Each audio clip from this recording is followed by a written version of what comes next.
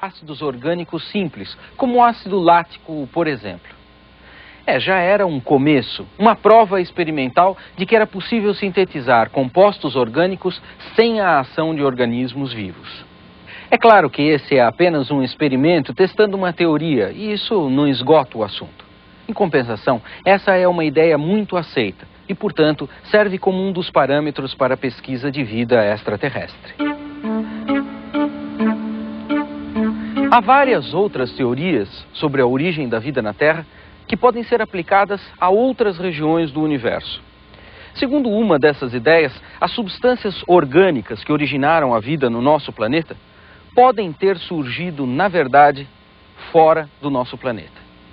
Essas substâncias teriam sido trazidas ao nosso planeta através de radiações cósmicas, pelas hipóteses mais antigas. Mais recentemente, se imaginou que essas moléculas orgânicas teriam tomado carona em meteoroides, asteroides ou cometas que teriam se chocado contra a superfície da Terra. De um certo modo, essa ideia pode parecer exótica, porque isso nos colocaria como descendentes de uma vida extraterrestre. Mas por incrível que possa parecer, essas teorias têm sido aceitas pelos cientistas hoje em dia e têm sido comprovadas. Em outras palavras, as moléculas orgânicas aparentemente se originam também fora do nosso planeta e acabam vindo para cá. As análises recentes de meteoritos, o uso da radioastronomia e, mais recentemente ainda, o uso da astronomia do infravermelho possibilitaram constatar a existência de moléculas orgânicas em nuvens de gás no meio do espaço. Essas moléculas podem ter se alojado em algum núcleo de um cometa, que há milhões de anos atrás acabou por trazer, provavelmente caindo aqui na Terra, a vida para o nosso planeta.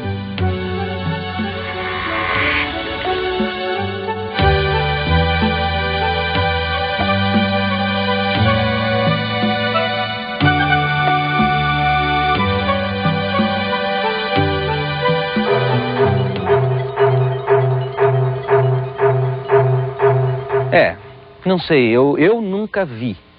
Mas será que realmente é isso que importa? As teorias que a gente estava falando até agora se referem às microestruturas que estão relacionadas com o surgimento da vida.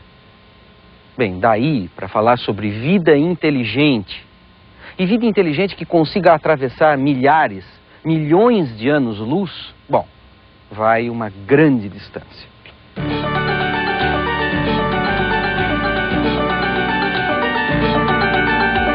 Isso seja impossível e que os milhares de possíveis contatos de primeiro, segundo, terceiro e quarto graus possam vir a ser vivências fascinantes.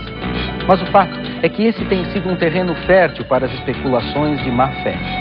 Elas se aproveitam da polêmica para promoverem a confusão, aumentando a incerteza daquele que, como qualquer um de nós, gostaria de responder uma elementar e magnífica pergunta: estamos sós?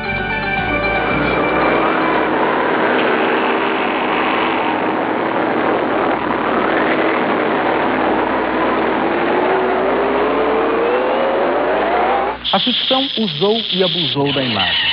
Desde o início da Guerra Fria, criando paralelos entre o alienígena destruidor e dominador, com a invasão de ideologias indesejáveis ao mundo ocidental, até a mistificação de monstros do inconsciente.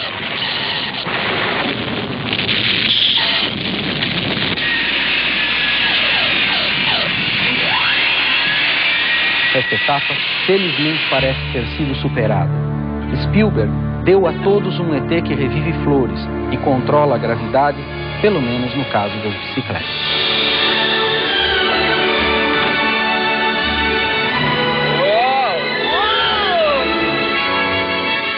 Bom, pelo menos ele não é um daqueles marcianos que invadiam as cidades, ou então um daqueles monstros venusianos que vinham raptar donzelas. Marte, durante muito tempo, foi o candidato mais provável para abrigar vida dentro do sistema solar. E por incrível que pareça, um dos motivos para isso foi um erro de tradução. O astrônomo que observou pela primeira vez essas rugosidades na superfície de Marte foi um italiano, e ele as definiu como canale em italiano. A tradução para o inglês transformou os canali em canais, E aí então a imaginação começou a voar. Já apareceram marcianos construindo aquedutos e reservatórios para um sistema de irrigação planetário. É verdade que Marte possui duas calotas polares, formadas de gás carbônico e água, em estado sólido. O que acontece é que, dadas as condições atmosféricas, a água não passa para o estado líquido, ela vai direto para o estado gasoso.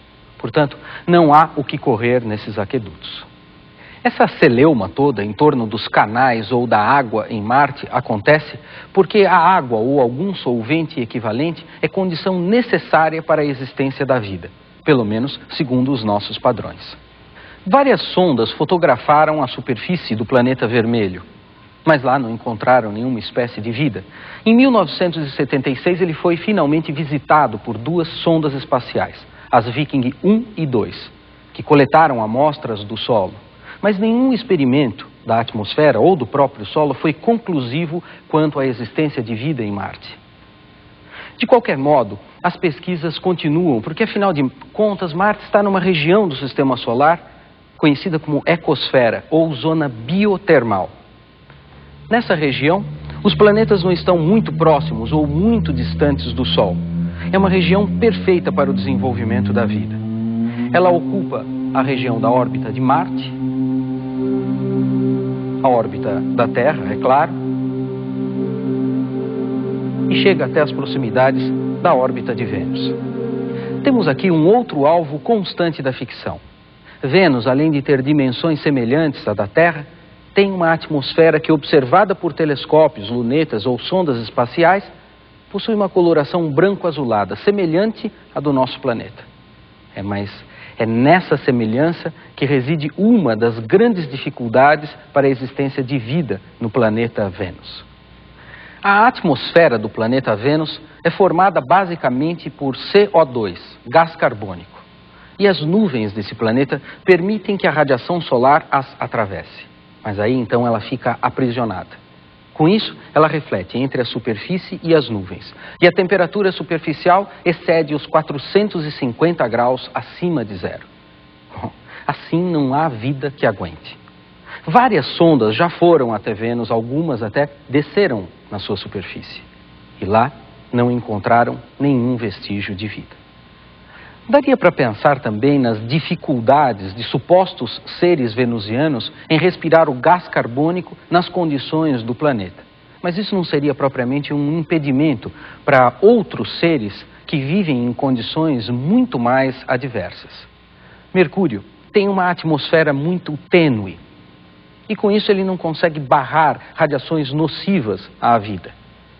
Além disso, como ele está muito próximo da fonte de energia principal do Sistema Solar, o Sol, a temperatura na sua superfície chega até a casa dos 350 graus.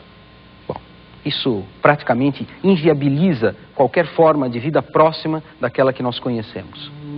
Bom, estudar a vida nos planetas gasosos também não é nada fácil. Não porque eles não tenham uma aparente superfície sólida. Esses planetas gasosos produzem energia, então eles podem estar longe do Sol. Eles podem ter vida em camadas de sua atmosfera. É verdade que isso precisa ser estudado. Até agora, não há nada de conclusivo sobre a vida nos gigantes gasosos. Há ainda algumas hipóteses que consideram a possibilidade de vida em Titã, um satélite de Saturno, o único do Sistema Solar que possui atmosfera. Mas as condições de temperatura e outras variáveis precisam ser melhor investigadas.